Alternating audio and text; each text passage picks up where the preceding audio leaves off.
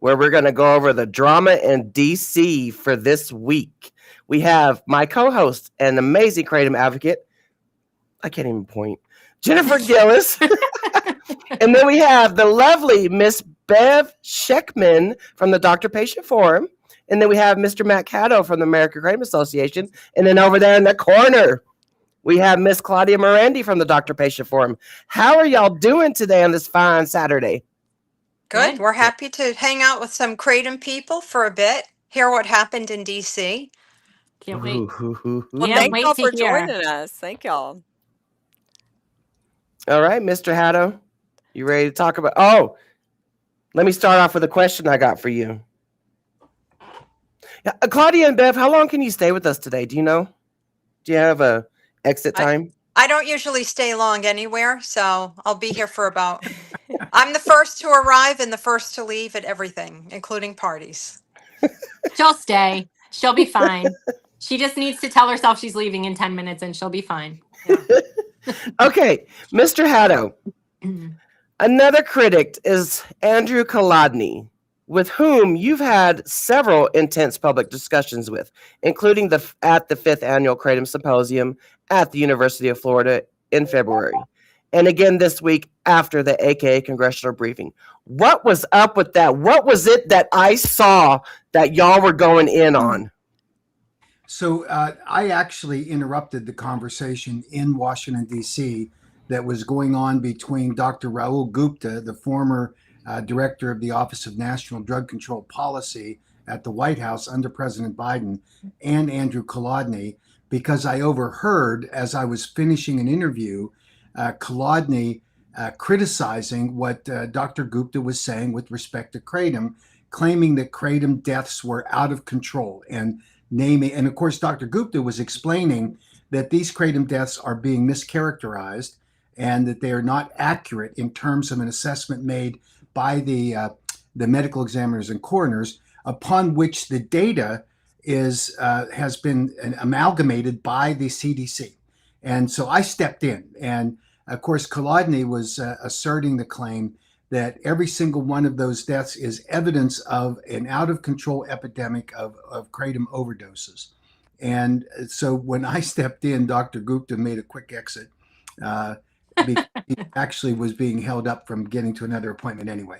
But this is an extension of the discussion that I've had with Dr. Kolodny. Just a bit of background. Dr. Kolodny, as both Claudia and Bev know well, made his entree into the addiction world by actually manipulating what happened in the pain control space with opioids, where he was the architect largely of reducing availability of valuable pain prescription medications to patients by restricting access. And he demonized opioids and made a fortune in actually testifying at various hearings about the dangers of opioids, and then became, after that dried up, he became a consultant to various local and state jurisdictions on how they could collect settlement money to do it. And now that money's pretty much drying up from a consulting basis, and his new target is kratom, and he's using the same playbook. This is about being able to mischaracterize so-called kratom deaths, relying upon large databases that do not accurately portray what is actually happening in the lives of these people that are looking to find some solutions. And I pointed out to Mr. Kolodny, hey, look, bottom line here is that data set is invalid for the purpose for which you were trying to use it.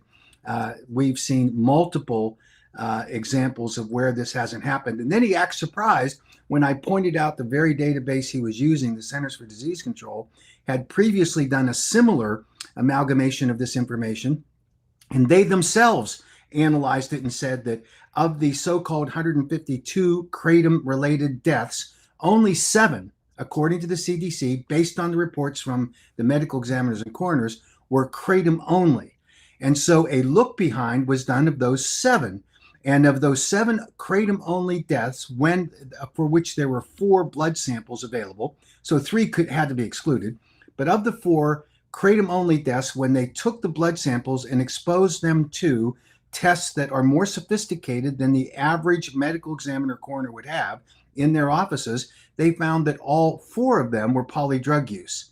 So there wasn't a single death that could be attributed to kratom only. And he interrupted and said, "Oh, these medical examiners and coroners are not going to be lying." And I said, "I never suggested they lied.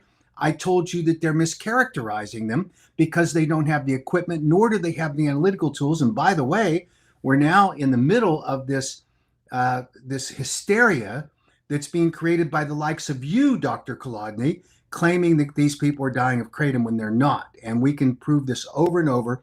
And he challenged me, and I explained to him some very specific examples of these autopsies that have demonstrated that in fact these deaths aren't accurate. And during the presentation that we made at our congressional briefing, there was a detailed analysis given about 5 or 6 of the high-profile so-called kratom deaths that are being claimed by parents who are weaponizing their grief in order to be the basis for banning kratom. And each one of those autopsies is inadequate to prove the point that Kolodny was making.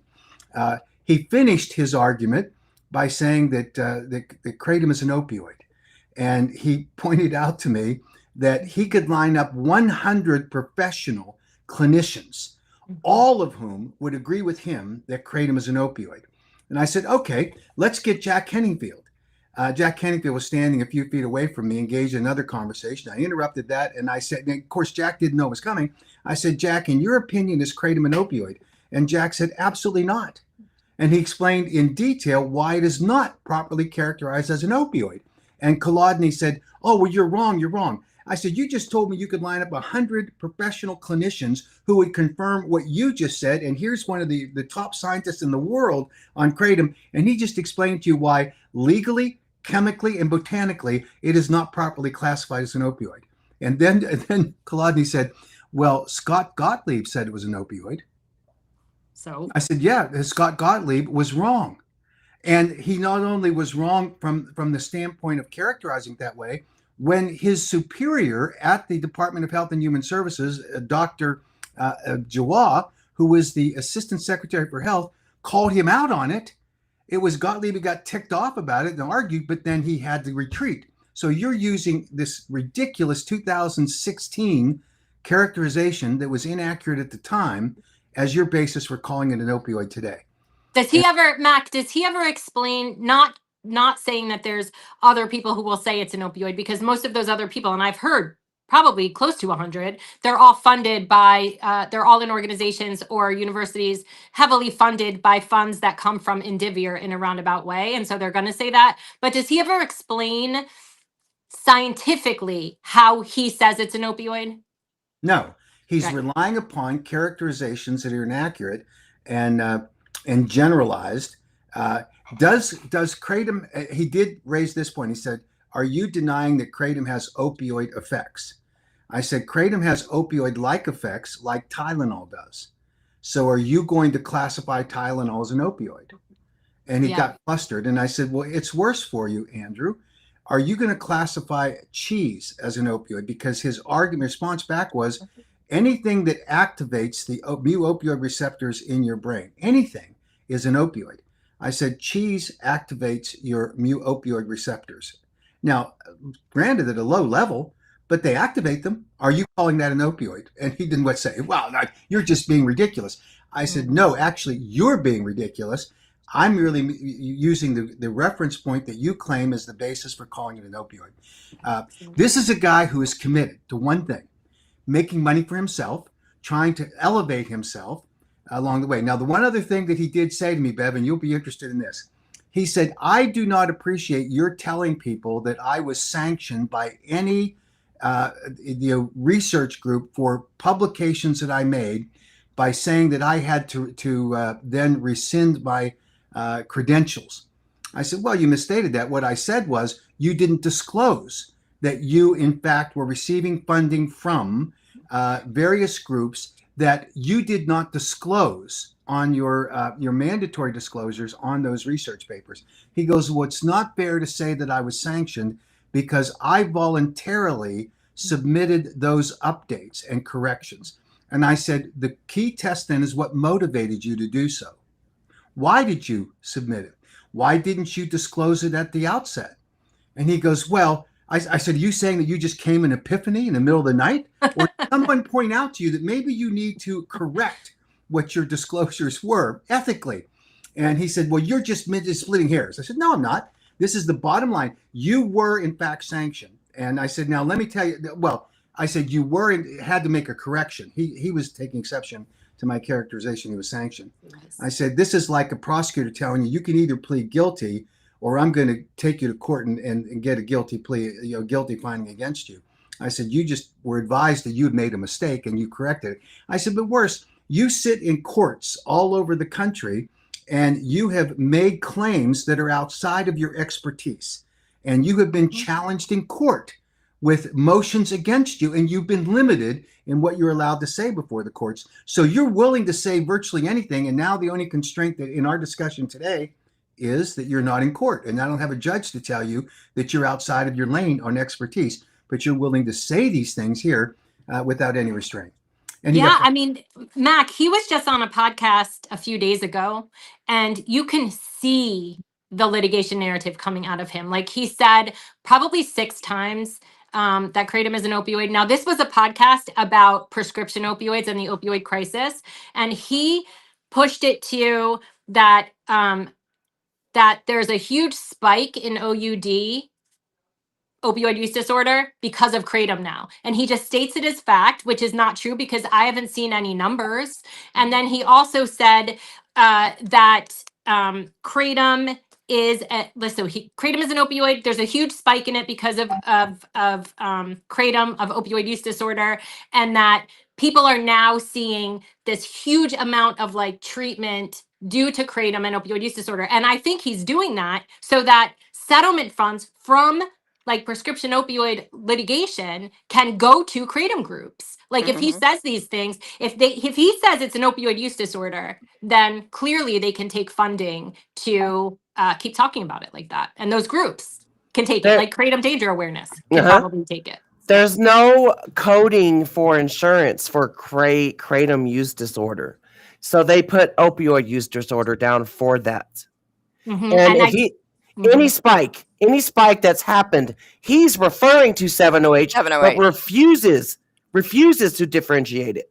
But the thing is, even during the height of OxyContin prescribing, and Jeffrey Singer puts out these statistics, and we made a short video about it, that even during the height of OxyContin prescribing, there was never a spike of opioid addiction. People moved to the available drug. And so they went from what they were taking and moved to OxyContin, but it remained relatively stable. The only year that there was any kind of weird spike was around 2013, where they changed the definition of opioid addiction to opioid use disorder, and then you can't compare it anymore. But he also said in the podcast, 5% of the country has opioid use disorder. He said this the other day. That's not true. The National Drug Survey, the NSDUH, which is where we get statistics in this country, the most recent one, they don't say anything near 5%. So he just continues to put out all of these lies, and it's so frustrating because no one calls him on it. Yeah, and that's how it is. Yeah, nobody says anything. They take him for his word because of who he is. Yeah. Did he say anything about being on their behalf of law firms or anything this time, Mac? No, in fact, he denies it. He said that he is not acting on behalf of any litigant, that he's not involved in any kratom wrongful death cases, that he's not. That's not his game. He's only trying to educate policymakers about the dangers of kratom, and he's calling out this bad data set that we're claiming that the kratom is safe. He says no, it's not safe. It's highly addictive and it's deadly. I asked him to explain to me if he understood the difference between the raw leaf kratom materials and properly extracted, where you're not upsetting the ratios using FDA-approved food grade solvents, and 7-OH, which obviously is chemically manipulated. And he tried to tell me that 7-OH and kratom are the same, which is the narrative from 7-OH. And this is a tricky subject because there are people that are addicted to 7-OH now because of its chemical profile. It got on the market without there being any safety testing, which the 7H people admitted. There's no controls on the quality control because you cannot get an FDA registration for a lab or a manufacturing facility because they'll shut you down if you're producing 7OH because it has not cleared the safety threshold under the Food, Drug, and Cosmetic Act. And then I told him, I said, here's the bottom line. It's dirty. There's no way that you can tell. Some manufacturers are using a process that is literally, as they've described it, as using pull shot chemicals. That's the cheapest way to do it, but it's also the dirtiest. You don't know what chemicals get thrown into it. You don't know what the residuals are. So you're putting these people at risk. And he's saying, oh, they're the same thing. I said, they are not the same thing. And you're suggesting that they are. And he did say that there are many people who are claiming they're showing up at clinics where he claims he's treating them, which was an interesting thing. He didn't answer when I said, are you really treating patients? And he wouldn't answer that question. But he said, my patients are showing up saying that 7OH is helping them with their pain. And I said, okay, it may be, but it ought to be a safely formulated, properly regulated product. That's all I'm saying. And if they ban it, that will force it into the new drug application process where it's where it can be properly evaluated. So he's obviously scouting for more contracts to do this kind of expert testimony. And he'll be subject to the same restrictions, I think, in the entities he currently opioids. I mean, he might not be for wrongful death. Like I don't think he did a lot of wrongful death cases. He usually is hired on behalf of what turns into like mass tort multi-district litigation cases where he's an expert witness or a consultant. And I don't believe for a second that he has not spoken to law firms about it. Once Wendy Chamberlain started saying that Andrew Kolodny was helping them prepare and all of this, there's no way, I don't believe for one second, that he's not working with a lawyer or at least having spoken to a lawyer. And the 7OH and Kratom being the same is the same playbook. Just like he always says, Vicodin and heroin is the same. Like this is what he does. It's all part of that. He needs them to be merged together. You need a drug that, like a prescription pain medication that is safe when taken as prescribed usually, and then an illicit drug that is often not safe and contaminated and we don't know what's in it. And it's a very same dynamic, and he needs them merged and blurred to be in one category and for everyone to believe that, so that all of the deaths, all of the addiction, all of the harm can be blamed on Kratom. I mean, just like he did prescription opioids. It really, what you said, Makishu, really is the same playbook. He makes me so upset. Oh, God. Go ahead, Claudia. My greatest fear is that 60 Minutes will give him a platform again. Oh, and he will wipe. Again? He will, and if they do, he will wipe out the kratom industry. Andrew Kolodny did not wake up and said, "I'm going to take a trip to DC with my backpack on."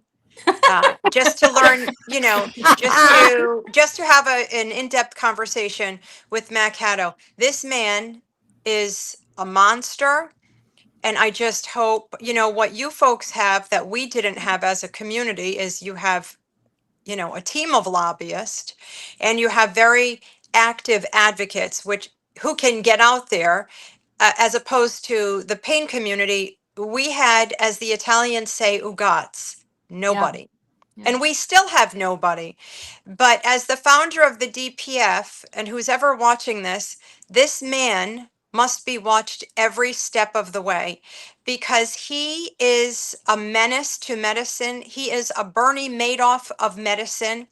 He has amassed wealth like no other academic has, other than his colleagues at his, the doctors of prop. But they are single-handedly responsible for not only a growing suicide list in the pain community, but a spike in deadly overdoses. And nobody will, I started organizing protests outside his office. He is, in plain and simple terms, he is a monster. And I just urge the Kratom advocates to continue doing what you're doing. And thank God that you have Mac, because like I said, we still have nobody. And, so many of our constituents have told us that Kratom has helped their pain.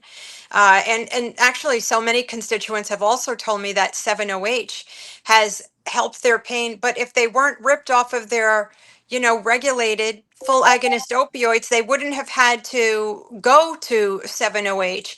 And we can take the 7-OH off the market, but guess what? There's already something taking its place, and we're going to take that off the market, and there's going to be something in that place, and it's going to be deadlier. So I just urge that Kratom advocates continue to do what you're doing. But I just pray to dear God that 60 Minutes does not give this man a platform, because no media outlet is calling him out. He always fails to disclose certain things. And to see this Kratom hysteria play out in real time, I must text Bev like weekly. I said, I can't believe I'm watching this play out in real time. And to see this Suboxone for Kratom grift Mm-hmm. just Yep. on LinkedIn. And I Mm-hmm. tell people, I was like, oh my gosh, never ever let a doctor put you on the opioid to come off of Kratom. Yeah. Yeah. But to see all of them on LinkedIn, I saw some gentleman, Dean Francis, he blocked me on LinkedIn. And I said, you know what, Francis? I said, I turned off my brother's breathing machine. He died from kidney failure. Yet we didn't sue the makers of ibuprofen. I said, the grief stricken parent fatigue is so real. My goodness, all they do is weaponize their grief. And And it's they, just, yeah. Yeah. yeah, it's just a never ending thing. It's never ending. And even now, like one of the mothers, Alexis Pluis, she's one of the big like harm reduction advocates. And she was just on a podcast 2 days ago, and she said illicit fentanyl deaths of today are still because of Purdue.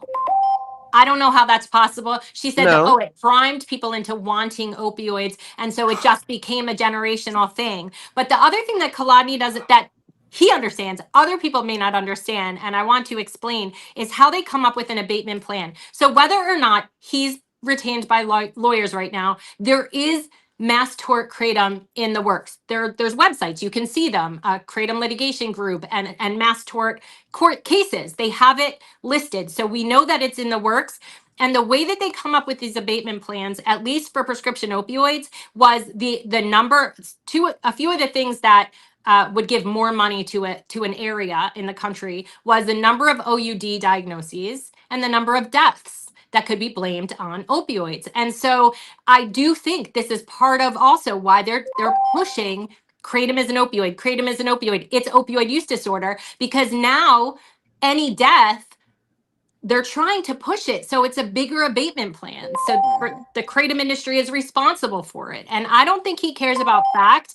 I think he just is he's circular. It's like circular citation. He will never give evidence. Like Mac was explaining, he will just say other people have said it, but that is not evidence that someone Right. else said it. And he'll just they just keep regurgitating it everywhere they can. And so that's the narrative people hear. And that's what they believe, even if it's no truth to it whatsoever. Right. Like And the the industry gas funded. station heroin, gas Yeah. station heroin. Exactly. And Bev always said right now they are creating the harm. So Yes. God forbid this does turn into litigation. These jurors are going in. Oh, I heard about the gas station heroin. Yeah, Just like exactly. just like people say to us, oh, have you seen Dope Sick? Right. So people are getting their science Yep. from Dope Sick, the fictional series, and now they're getting the science from mainstream media. And once again, mainstream media outlets didn't wake up and decide, oh, let's just talk about kratom. If you can see Right. systematically, thousands, all of these television stations. Now, Rhode Island has reversed the ban on kratom. I got to tell you, I'm still, I Shocked. worry about that. Yeah. Yeah. Yeah, I mean, we're so fortunate, but you can still see like certain lawmakers. Mac, you've seen Michelle McGaw, right? Just despises kratom. That woman loves the opioid Suboxone as a pharmacist, and Yeah. it's just this cult-like. It's like a cult, the Yeah. Suboxone cult. But Yes. if you're a doctor who happens to see this, you should be jailed for putting a patient on the opioid Suboxone to come off of kratom in its pure form, because Yeah. quite frankly, I don't know anybody who died after using kratom. I learned about kratom probably 10 Right. years ago. I was doing a photo shoot for a fitness competition, and the photographer had Crohn's disease. He's like, oh yeah, I don't take pain medication, I manage it with kratom. And that was the first I heard of that, and all of a sudden it's gas station heroin. Yeah. And one thing about Mastor is there's this what's called like third party investing. And so when they have a case that they think is going to be huge, like opioids, they have lawyers that will invest and they're betting on it doing well. And if it doesn't do well as a lawsuit, they lose their money. If it does well, then they all make a lot of money. And that is the funding that's used for things like Hulu documentaries and books and billboards. And I think it's also funding trying to get it banned across the country, because look what happened when they basically eliminated prescription opioids all at once. A lot of people died because you had people. So it wasn't necessarily the prescription opioid that they were dying from, it was the stopping of it, but they still were able to blame all those deaths on it. And I think that's part of what's happening. I wouldn't be surprised if there's third party financing for kratom lawsuits going to pushing these bans. And I think what they want is for everyone to be cut off, hoping that they go to 7OH or that they go somewhere else and they die, because then they could blame that on the kratom and it jacks up the abatement plan again. Like, I think Yeah. it's just, it's sociopathic. They don't, this is not about safety. This is not about concern for addiction. No. This is about money, pure and simple. Well, and I think if it cannot be underestimated that the exposure that you have created to Andrew Kolodny, both Bev and Claudia, and the work they've done is going to save lives down the road with the kratom world, because right now it is his objective to replicate exactly what he did with opioids and try to demonize kratom in the same way. And we would have been unprepared for it, but for the work that you've done. Yes. We're grateful for it, exposing this man for what he is.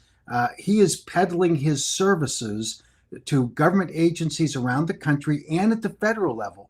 He told me he was pitching people to be able to explain what kratom's real dangers were, and that was what led a little bit to the discussion I had with him actually earlier down in Florida, when he was pitching the virtues of Suboxone. Now, he denied that he has any relationship to the Suboxone manufacturer, that he doesn't really do anything for them. That's probably true, Mac, because But he did. he's But he made did. right many years ago when he was peddling it to the prisons.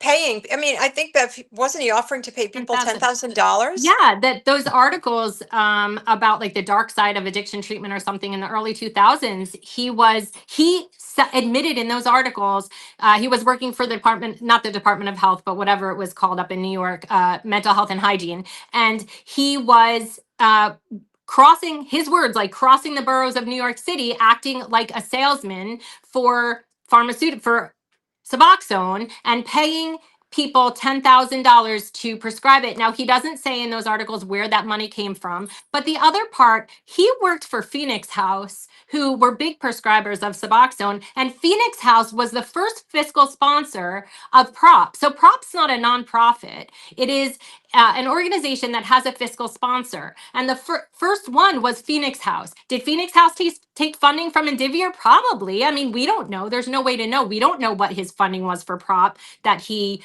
created in 2010 with them as their fiscal sponsor. And then when he cut ties with them, it went under Fed Up. Rally, Rumler Hope is his fiscal sponsor now, and they take money from drug testing labs and things like that. And so, he's heavily funded. PROP is heavily funded. As long as he's under there as a fiscal sponsor, he's going to be heavily funded by addiction treatment industry, whether it's treatment centers or labs or anything like that. But we don't get to know what he's funded by.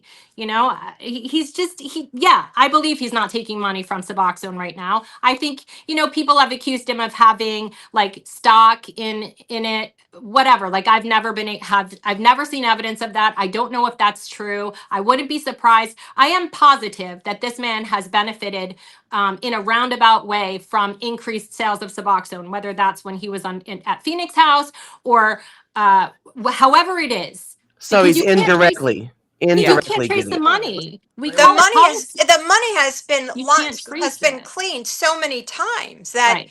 it is just impossible to trace the money to these people. But it really is a racket. Let's talk about Shatterproof briefly. So the founder of Shatterproof, once again, another grief-stricken papa, right?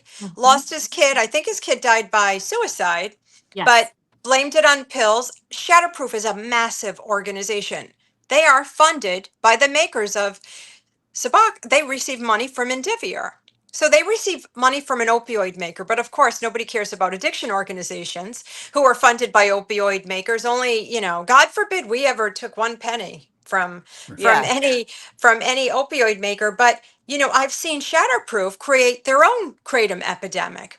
They're I talking just can't. about it now. They're talking about Yes, it, and Yeah. so is Caleb Alexander. And yes. it goes beyond that with Shatterproof because Tom McClellan sat on the board of Shatterproof for I think a decade, and he also sat on the board. He was a non-executive director for Indivior, making and having shares in it. Probably made over $1 million during that time, and they took funding from makers of Narcan and like Claudia said, the makers of Suboxone. And Kolodny was also on that advisory board for a while. He's on the board of Fed Up and has been of Rumler House in the past. So he's heavily if he sits on the board of an organization that or has sat on the board of an organization in any role that takes their funding from Indivior, then how can he say, even if he's not taking money from them, how can he say he doesn't benefit? The whole Right. organization benefits, Yeah. and so he's right. Like, I can't trace it directly, but like you said, it's like like they've cleaned them. It's like policy laundering. That's the only way I know how to call it, because Wow. it goes from Indivior will go to Shatterproof, and then Shatterproof lobbies for things like like lowered prescribing, and so that lowered prescribing then they push for Suboxone to be given, and so then in turn that puts money back in their pocket, and you could trace it. It's like SAMHSA to like HHS, and then HHS to the states, and then the states into these organizations that push Suboxone, and you cannot trace it completely, and you will never know where it came from. And the next thing you know, you see buses drive by and Matt saves lives, right? So that money has trickled down into the states, into these initiatives. I don't care what anybody says. The war on kratom is about Suboxone. Mm-hmm. Get them hooked hard. And I think the Suboxone dental lawsuits, because people are seeing all of those Sublocade advertisements, I I see him on can't. TV too. Oh yeah, and that's just because the Suboxone lawsuits will probably bankrupt that part of Indivior. So I think what they're doing right now is that damage control, right? Hmm. Let's get these folks on kratom. Let's encourage them to get an injection. They're just so sick and twisted. I've never seen anything like this on my life. The war on kratom is not about saving lives. The war on kratom is about getting more people. There is a generation hooked on the opioid Yeah, buprenorphine. A yeah. generation. They're not Yeah. coming Absolutely. off of it. No, and they Oh, want everyone on it. It is the same. It's about that, and it's about litigation, and nothing else seems to matter. And I do want people to understand that opioid use disorder is a diagnosis from the DSM, the Diagnostic Statistical Manual, the DSM-5, where they created these criteria for opioid use disorder, and in that there is a built-in safety that if you are under the care of a physician, so if you are taking Vicodin or even Suboxone under the care of a physician, then two of the criteria cannot be used against you to diagnose you, which is withdrawal and tolerance, right? Because everyone who takes it every day is going to have those things. And so it's a built-in safety. And all you need is two criteria to have a diagnosis of opioid use disorder. And so it's built in there, or else every single patient on opioids daily would be diagnosed with opioid use disorder. Well, I do believe that they're taking that and manipulating it because people don't understand. You hear him say and them say easily kratom use disorder, kratom use disorder. Everyone who takes it daily has kratom use disorder. Well, the reason he can say that is because kratom doesn't come from a doctor. So you can't have that same exclusion in there. So anyone who takes kratom daily that has any kind of tolerance or even a teeny tiny bit of withdrawal if they stopped it would be diagnosed with kratom use disorder. And I think he's taking advantage that most people don't understand that. And then he makes it look like there's this huge explosion in kratom use disorder, which he in turn calls opioid use disorder. And it's all a sleight of hand. All of it is. None of it's real. It's manufactured. It's a made up crisis completely, but they're going to create an actual crisis if they ban this everywhere. And many Just like people are going to bank from it. Mm-hmm. Yeah. well, and I think yeah, people will profit off of, People more suffering. suffering. But I just hope that there's more honest doctors who will come forward, perhaps they're kratom consumers. I just pray that there's more honest people than we had. Yeah. We had nothing but dishonest people throughout our crisis, and we're still in crisis. I just hope that there's more ethical people that are willing to come forward and say, stop. This is not a kratom. We don't have a kratom crisis. Would I like to see 7-OH regulated? Absolutely. Would I like to see pain patients get on their pain medication instead of 7-O? Absolutely. But just to see the amount of dishonest addiction doctors, because I personally believe addiction medicine is a cult, Yeah. and to see them on TikTok Mhm. talking, yeah, so you're Mhm. desperate to come off kratom. I said, who is desperate to come off kratom? You folks are creating crises to satisfy your love for the opioid Suboxone. So we've got to hope that, Mac, I just hope that you continue to find more honest people to get involved, to come forward on behalf of kratom consumers, so they don't lose access to this plant. Well, it appears to me that the importance of Kolodny claiming that kratom is an opioid is so that he can justify the treatment option being Suboxone. Yep. Because I challenged him directly. I said, you are actually advocating for people that suffer from what you call kratom use disorder, and you call kratom an opioid, and you're using Suboxone? I said, that's insane. And you go, oh no, that's how you have to treat opioid addictions. I said, I get it. And so that's how you're justifying it. And then on top of that, he's claiming that naloxone can be an effective tool in an a kratom overdose. I said, naloxone doesn't touch metrogeny, doesn't touch it because it goes to a different sector of the brain, doesn't go to the brain where you have respiratory suppression. So you're wasting your naloxone. And more importantly, you're addicting people with Suboxone, which is an opioid, which obviously is going to be a big problem. And he said, it's not an opioid. Suboxone is not an opioid. And I mean, he goes around. He said that? Oh my gosh. So, and I think maybe it was in the context of being, A full it's an agonist. opioid treatment. But Yeah.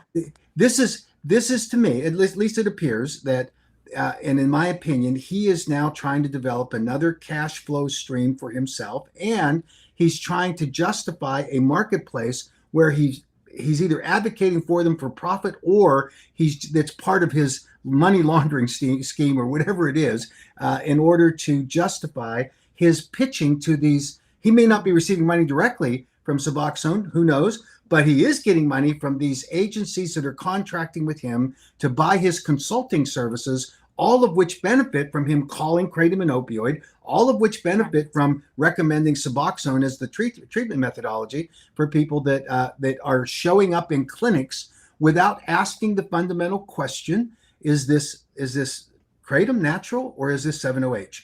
That's a critical question that they need to ask.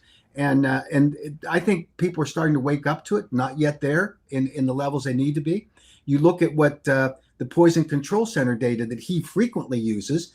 I said it wasn't until last year that at the national level, the Poison Control Centers now have a designation where they ask, is this 7-OH or natural kratom?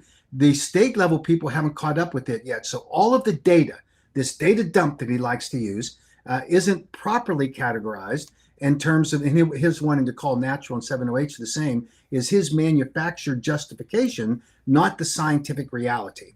And even the 7-OH people are coming to admit that, in terms of how it's manufactured, you're taking a trace amount of 7-OH in natural kratom leaf products, and you are chemically manipulating it to create a product that's majority 7-OH. Some of it horribly so. And then Claudia pointed out correctly, then the next iteration is pseudodoxil, which is a next step off of 7-OH. And then you have 8-OH, 10-OH, and 12-OH, which are new derivatives that they're using to get around the limitations placed by the governments. And then they have totally off the wall MGM 15 and 16 products that don't have the required genetic link in order to be tied to as an analog to 7-OH. So that's completely out there, whack-a-mole for regulators. And they're going to have to continue fighting that, because these chemists are very creative, but the ultimate losers are consumers. Who's making those? Is it in this country? Is it out of this country? Who's making all of that? Most of it is happening right here in the United States, although I can tell you that I was in Thailand, invited to go to a conference there, and in Southeast Asia, government officials like to have photo ops and then they disappear. I mean, they beat it out of the room. But in Thailand, the Minister of Justice asked to meet with me, and he had a group of his ministers with him, and they explained that they had identified 4 factories that were making 7-OH products for distribution globally. And I said, are you able to trace any of that to the United States? And they said, well, no, actually, it's going to China. And then we suspect it's going to the United States. Wow. So I think there's truth to that. But the majority of 7-OH today in the country, I believe, is being manufactured in Florida, in California, Colorado, and some in South Carolina. And they're white labeling these operations to produce hundreds of products that are just labeled whatever they want to label them in order to attract people. And I hear people all the time say, oh, well, we should get rid of these products that are being manufactured that are attractive to children. You look at the packaging for these 7-OH products, it's horrific. Yeah. And Smurfs, you get wildly colored watermelon flavored, and then they have all this really attractive for teenagers kind of packaging. It's terrible. And yet they're the same people funding these 7-OH advocacy groups that the advocacy groups are saying we shouldn't have those. And here's the kicker. There's an advocate by the name of Michelle Ross who sat and told the California legislature that they no longer are making sublingual or chewable products that bypass your gut, go directly to your bloodstream, and hit you like a freight train. She said, we're not doing those anymore. It took me a day and a half to get home. I ordered a dozen products from the groups that are funding her group that are selling sublingual tablets and chewable tablets. I mean, they'll say anything to get by the question and not tell the truth about what's really happening in this marketplace. So this needs to be cleaned up. And Claudia is just the part of the cancer. That's because he's spewing a whole different narrative that is all designed to do one thing, and that is to promote the interest in the agenda that he has, which has already been well documented in the opioid crisis, what he did and how he actually created a crisis. And now he wants to do it here in the kratom industry as well. And I love how he says, a lot of them will say, these people who are against kratom, they'll say, well, because people will say to them, well, people are taking it to treat pain or anxiety. And they'll say, well, they shouldn't take that. They should go to their doctor and get an FDA approved medication, as if you can in 2026. Exactly. Like, you just literally spent the last 15 years making sure nobody could. And now you're like, oh, well, they should get it from their doctor. You know they can't. The only thing people can get is Suboxone, and you could make a phone call and have it delivered to your house in probably 2 hours. And, unending, no drug tests, no pill or film counts or whatever. This is why I'm calling, he's going to call them heroin pills. He's going to call kratom gas station heroin. I'm going to start calling Suboxone heroin films. He tried. Why not? Make a point. I mean, I raised the issue with him, and we discussed it during our congressional briefing, that the NIH announcement that they were going to proceed with an investigational new drug for purified kratom that as a treatment for opioid use disorder. So they really are serious from the NIH standpoint about trying to do this. Now, that's important. It's going to take them 2 to 3 years, and then they will open it for a new drug application, which will require a corporate sponsor to step in, and that's another 5 to 10 year process.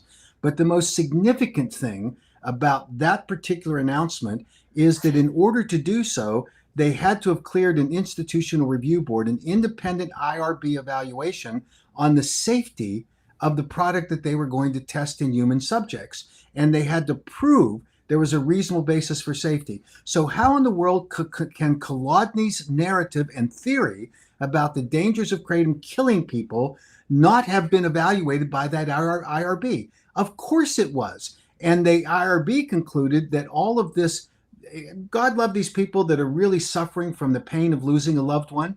Doesn't mean they're right. It doesn't mean that the medical examiners and coroners they rely upon were right, because we know they're not.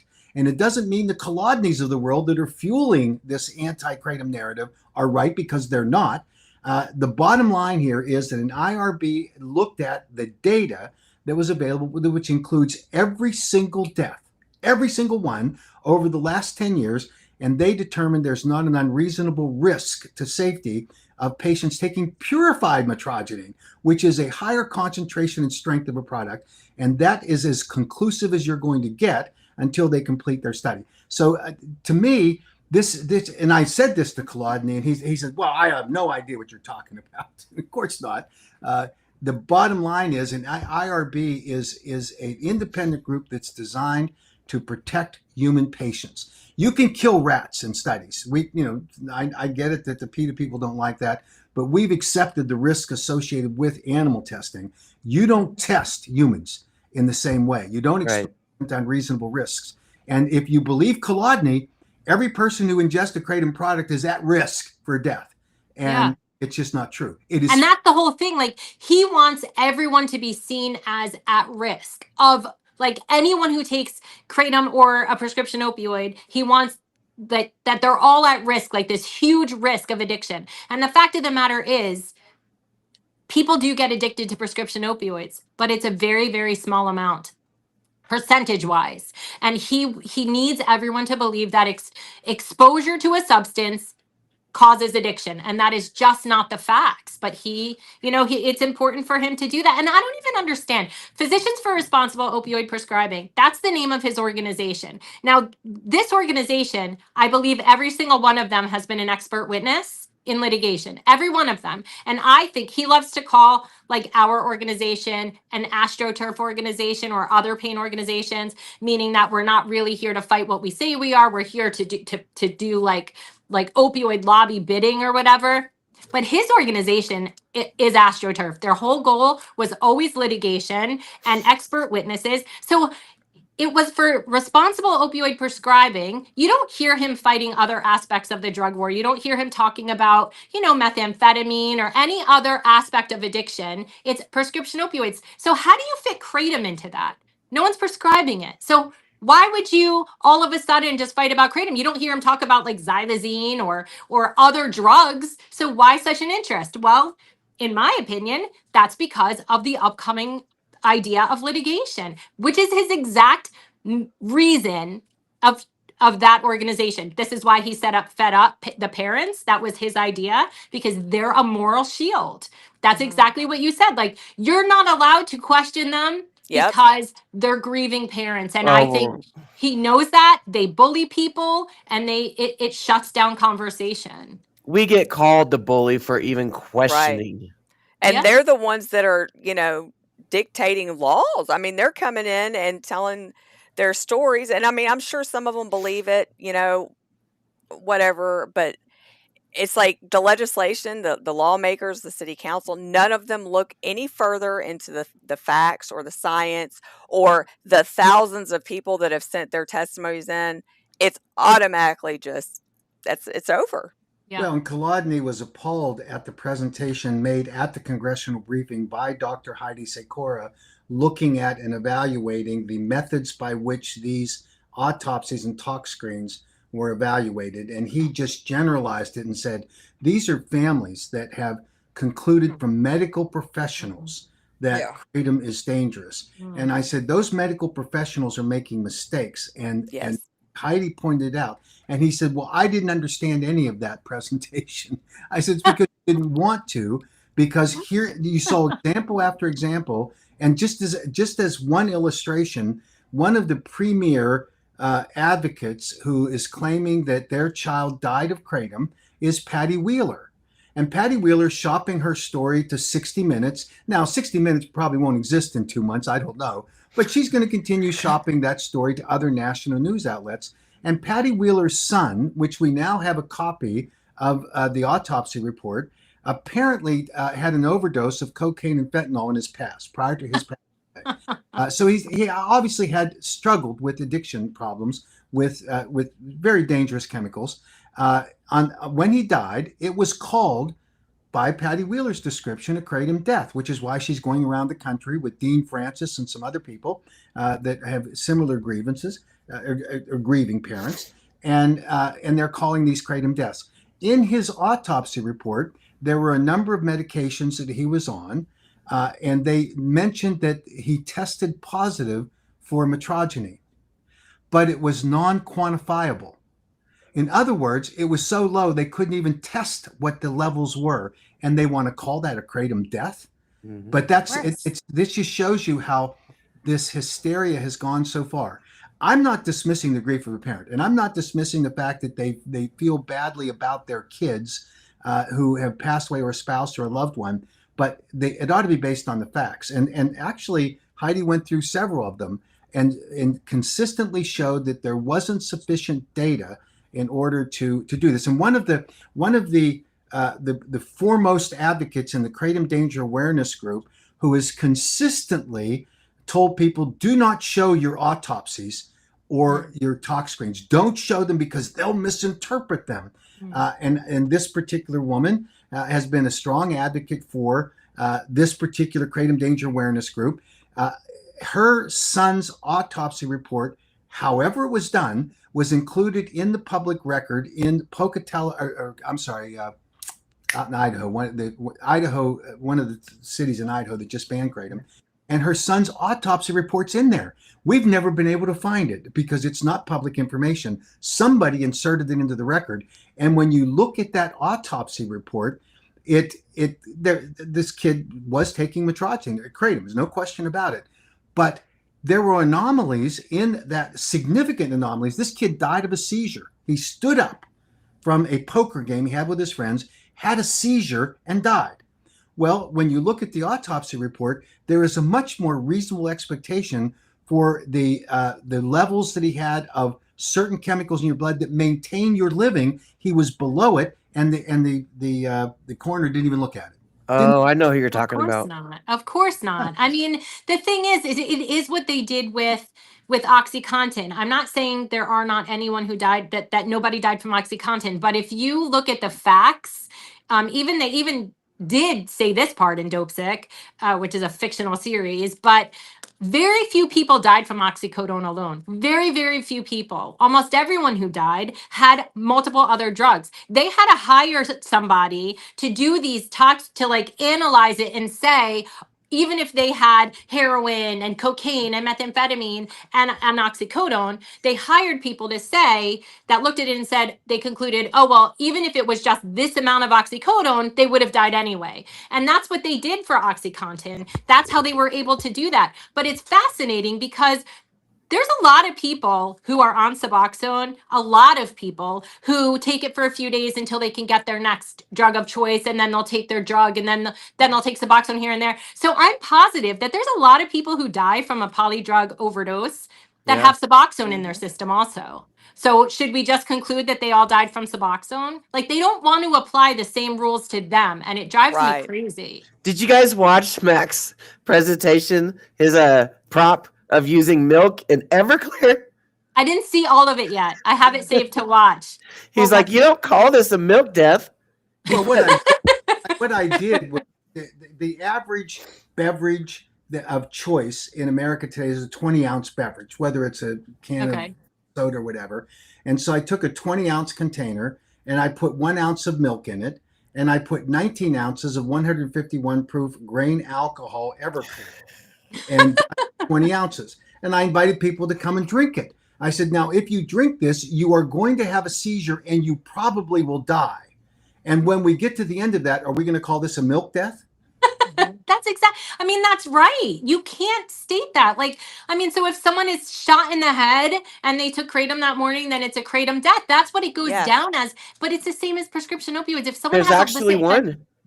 There is A person got shot in the chest with a shotgun. So no, that particular report was published by the FDA as one of 33 deaths that were recorded in the Federal Register when they did their 2016 recommendation for scheduling. And so we FOIA'd all of the death reports. The one that we could not get, the one that was excluded based on HIPAA, actually involved a kid that was involved in a drug transaction. It was a sting operation. When the police surrounded the car, they ordered them out of the car. The informant jumped out of the car quickly. The kid that was selling, what turns out it was weed that he was selling, reached into his coat pocket. The police thought he was reaching for a weapon, so they shot him. He died of 2 gunshot wounds to the chest. Yep. He tested positive for kratom in his bloodstream. They called that a kratom death. I'm not He died of surprised. 2 gunshot wounds to the I'm chest. not surprised. I mean, So- after COVID, like I remember when Mm. COVID was going on, people were dying of random things and they would test Mhm. them for COVID and it was automatically, Yeah. a COVID death. So it's like Yeah. I can't understand how so many people still put so much faith into the whole Yeah. I'm guessing for like especially the COVID thing, like people getting in car accidents and then they died from, got tested for COVID and it was listed as a COVID death. I'm guessing it's like the federal funding stuff, Yeah. just like what we're Yeah. seeing going on right now with kratom. You are When- not going to get reimbursed at a drug rehabilitation clinic if you come in and treat a patient for what they call kratom use disorder if you treat them appropriately, which is to let them self-detox from kratom over a 10-day period as described by Nora Volkow. You don't Yeah. get reimbursed for that. What Right. you do get reimbursed for is putting them on Suboxone or 2 of the other Forever. drugs that the FDA has approved for that purpose. Then you keep them there for an extended period of time, treat them for up to a year. You get reimbursed for that, but you don't get Yeah. reimbursed if you just call it for what it is. And so there is an underlying corrupt incentive for there to be treatment methodologies employed Yeah. by these substance abuse clinics. And you hear them all the time. Oh, we're seeing this huge spike in these kratom overdose. That's we're seeing a spike in their profits too. And someone needs to look behind that to say, A, are these truly natural kratom leaf, people that are claiming to be addicted to it? And two, and they can be dependent, obviously. Or two, is this a 7-OH patient? We don't know. So there needs to be certainly a more extensive look into the background on these cases. Yeah, I mean, in Divier, well, back when they were Reckitt, before they split off, when they were Reckitt Benckiser, we have one of their presentations, like 2011, I think, where they called chronic pain patients on daily opioids their untapped market. They literally, we were part of their business plan, and so if you think about it, like they knew, like if you cut everyone off of prescription opioids, some will go to Suboxone, some will, and that's what they wanted. But Kratom, I think, put a wrench in that plan because a lot instead started taking Kratom, and Well- I think that where they're untapped market, well, they didn't get all of that market anymore when those patients were cut off, and I think that's they're upset. And When I got cut off, Yeah. I started doing cocaine. Yeah. And I was just about to start shooting up heroin before I watched A Leaf of Faith and bought kratom at the smoke shop the next day. Architect were the artificial controls that were placed by the government on prescription of opioid medications to treat pain patients other than Andrew Kolodny. Yeah. I mean, he contributed to drying up of all of these, right now the opioid death cases are reduced because of what Kolodny did, and his cash cow's gone. And so now he can't be testifying in these cases. He can't be advising the governments, local governments. Kratom is his problem. And so he's trying to weaponize and monetize it. And it's just unfair. And it's my opinion that he's the biggest threat to the Kratom community today. Agreed. Yeah. Given what he's doing. And Absolutely agree. and we're ready to meet him toe for toe, and we'll fight this out because he doesn't have the science behind him. He has his speculation, and he has poorly developed theories that really need to stand the test. He can't sit in front of a judge today and say, "Oh, well, this is the way it is," because we'll be challenging him every minute of that.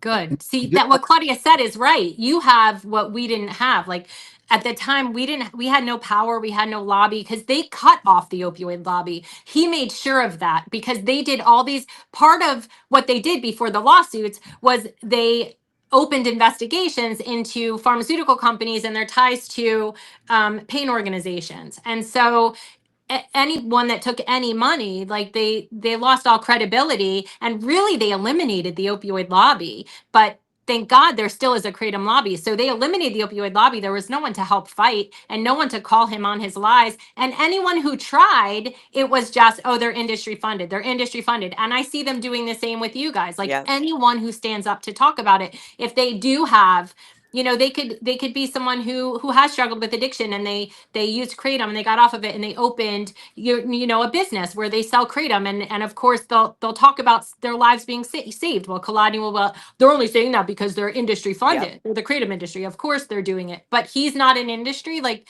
of course he's an industry. He's so heavily tied to the addiction industry, and it's one of the most unregulated industries there is. These treatment centers, and Yeah. it. Yeah, you're right. He is the number one. He is. He's the biggest threat to kratom today. And but for you and Claudia, Bev, we wouldn't have been prepared to have this battle and approach it correctly. And so thank you, because without this information on Dr. Kolodny and what he's doing and the way he's misrepresenting, mischaracterizing, and misleading people, we needed to know that. We thank God we do, and it's because of yours and Claudia's efforts. Oh, Thank you. yeah, thank you for Claudia saying had to that. jump off. Sorry, she had to jump Yes. off to say goodbye to her daughter. So she wants to say Okay. thank you. Oh, For yeah. yeah. I'm glad she was able to come on. I appreciate it. And yeah, Bev, that whole breakdown that you've done, I can't imagine how much time it took. But for you just to Thank you. connect all those dots and everything, I was telling Missy, you're like a human computer or something. Oh my God. Thank you. I just became really obsessed with figuring it out because I didn't understand when I entered this in 2017. Why is this happening? Like, I know these things aren't true, what they're saying. So, like, what happened? What was their reason? And so, Carrie Judy, who is I call her my researcher partner in crime. Like, we have researched together for years and just like obsessively, probably not so healthy, but obsessively listened to everything I can to try to understand it. It's just so confusing how this can continue to happen. And then Yeah. also, how is he so allowed? How are expert witnesses in litigation and those who create the abatement plans, like there's a guy, Caleb Alexander, how are they allowed to influence drug policy so heavily? Like, it seems like that shouldn't even be allowed. Like, they say Mac is industry funded, he shouldn't influence it. But what about them? Like, they've made millions upon millions of dollars doing this. So how is that even allowed to influence drug policy like that? It's not Do you just know, them. Like, Mac? yeah, how? Because they walk into the room and they bring in all of their credentials, and they have so hidden the funding sources that they have in order to be there, and they act like we are this non-interested party, then we're scientists and therefore we're telling the truth. But if anyone contradicts them, they point the bony finger of blame at them and say, "Oh, well, they're industry funded, or they're that." Exactly. I mean, for him, for Kolodny to have criticized Jack Henningfield as not being a credible witness, and he wants to act like he somehow has a stage that's elevated beyond the expertise. The fact of the matter is, and very little of kratom science has been funded by industry, very little. The vast majority, by magnitudes, has been funded by the National Institutes on Drug Abuse. Over 100, now well over 120 million, I think it Yeah. is. And That's this new, important. That's an important fact yeah, right yeah, there, because he will claim the opposite and just say everything is funded by industry and that's their whole motivation. So that's actually really, really important what you just said. I didn't know that. So most of the kratom, like, studies were not funded by kratom industry. no, No. I didn't know that. I did a tabulation of what I know to be published studies that were funded by the industry, and it is well under $10 million. I And wouldn't be surprised if he started digging into the scientists. I'm sure he's going to see anyone who supports kratom. He's probably going to dig into them to see if they ever took any money from any industry. I'm sure. He It would be, it might be worthwhile for all of these doctors and people who are coming forward against kratom to actually dig into all of them, do some research Yeah. into each one of them, because, like, when the CDC guidelines came out in 2016, there were a lot, I mean, like, thousands of doctors who came forward and said these are going to harm people. People are going to die from this. And what Andrew Kolodny and another doctor, Caleb Alexander, who's also an expert witness, what they did is Johns Hopkins opened a study with them. Johns Hopkins funded it. Did a study on every single person who was speaking out against the guidelines or warning about them to see any of them took any money. Like that's what his study was, because his goal was to discredit anyone who Yeah. spoke out against it. Yet everyone who took money from lawyers, like no one cares about that. No one cared about the other side because it was a narrative that they said often.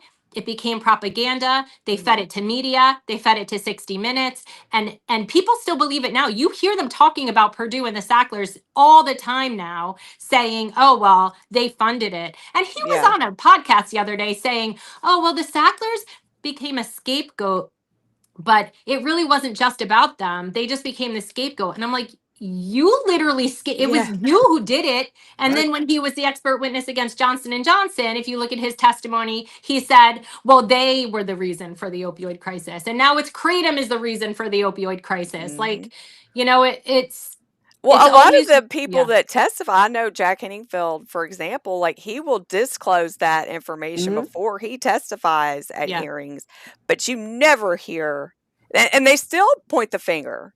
They still say, the same thing. And you don't ever hear that from their side. You No, don't they ever hear don't. about the lawsuits that some of these Mhm. grieving families have before they testify. You don't hear about any conflict of interest. It's No. always, The grieving families never say that. They never say No. I am or will be involved in No. lawsuit. And yes, the KDA wants to say that they never got the $1 million of seed money from an anti-kratom title attorney. But I have the email from it. That's Whether where or then the proof not is on them. Then they exactly, should show you their funding. exactly, Mhm. and then Wendy says that she said that she's offered bank records to who? Yeah. Is No, there show them. another? Post them. Just Show post Yeah. me. them. Show Where's your me. I financial missed that email. transparency? I missed that email because I'm not. Yeah. Yeah, because is there like- another Misty Brown in the Did you kratom check your community? spam, guys? Did y'all check your spam? She Yeah. put us on. She had Claudia quotes from Claudia. She took it off her website, but there were quotes from Claudia and you, Misty, from social media on her website that you guys are so. Do you remember that? Those. Oh yeah. Mhm. Yeah, like you're so awful. Why can't she should be transparent? We're transparent. We have our we Yeah. have our finances, and she should put hers. Like, who funds your organization? Is it a lawyer? If it's not a lawyer, then who is doing it? Right. I don't Like see. I did haven't. did they initially start as a grassroots movement, and then the freaking parasites in the lawyer world bombarded them and offered them all these Yeah, different, oh, we can get you millions maybe. of dollars. Hey, I have a question about something she said on that radio show the other day. She said that kratom is always listed as not for human consumption, but I've never even seen that. So what is she talking about? Do you know? So initially, the FDA issued an import alert, which said that kratom was not allowed for importation into the United States as something for human consumption. Okay. So early on, a group of creative exporters decided to put on their exports into the United States. This is raw material, not for human consumption. Okay. So that's where all this comes from. Now, the recipients of that material that then manufactured it into some finished products, some of them made the mistake early on of saying right on their bottles, not for human consumption. And that's all to get around this FDA law. We, from day one, told these manufacturers that's a mistake. We told the importers that's a mistake. And when you see it today crop up, anybody that's putting on their products not for human consumption is doing it defensively in order to ward off lawsuits. It's still bad policy in my opinion, but that's the derivation of it. And they're making a big deal of it today when the vast majority of products do not have that kind of labeling. I'm not familiar with any of the Indonesian or Thai government or Thai resources for plant material that are doing it anymore, but it was done early on. So she was given it as a talking point from somebody at some point, and then when she was asked, like the host was like, well, that doesn't make any sense, and what is it for? You could tell you heard it, right, Misty? Like, she didn't know how to answer it. Yeah, like, you can tell she didn't know what to say, but that makes sense. The way she said it, it made it sound like it all says that now, but I've never. No. That makes sense, Mac. Okay. Well, I remember when out here in Denver, when kratom was supposed to be, it was banned in the county of Denver, but that they were still allowed to sell it, as long as it was saying not for human consumption on there. Oh, So interesting. I remember that. And again, a bad policy to get around what that restriction was in some localities. There's a rule in the state of Ohio today, but that's by the Department of Public Health, that says that you cannot sell a kratom product in the state of Ohio unless it's in a clear plastic bag with no labeling instructions.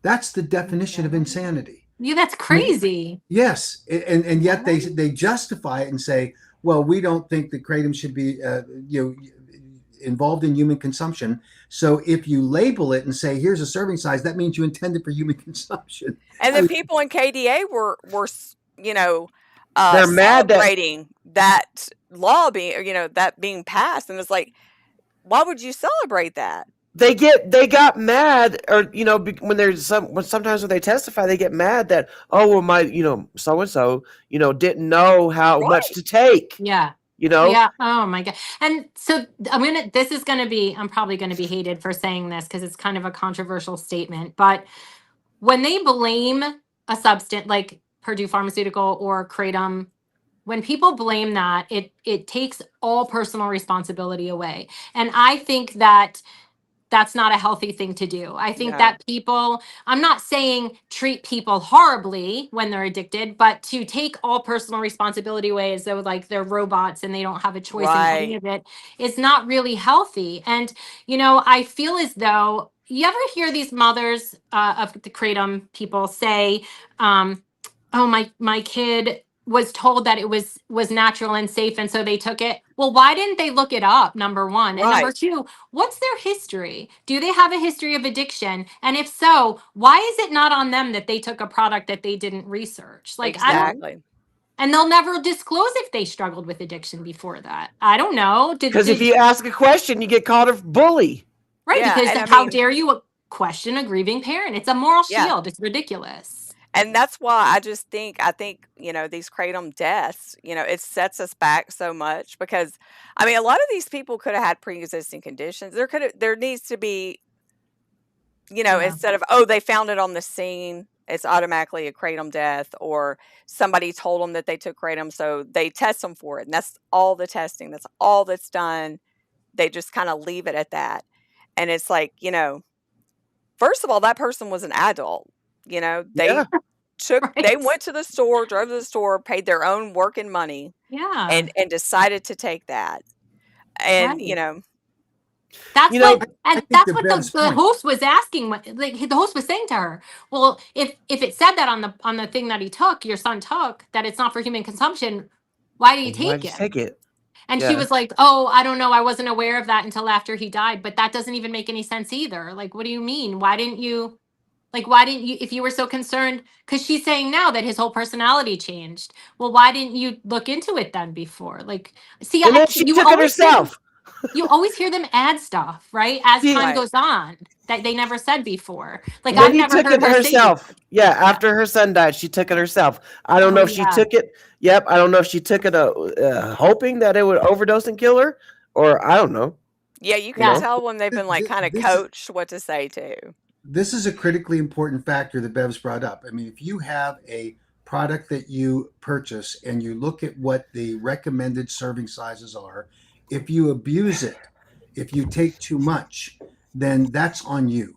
And the duty to warn by a manufacturer is satisfied by disclosing what the appropriate serving sizes are and what the amount to be consumed in a 24-hour period are.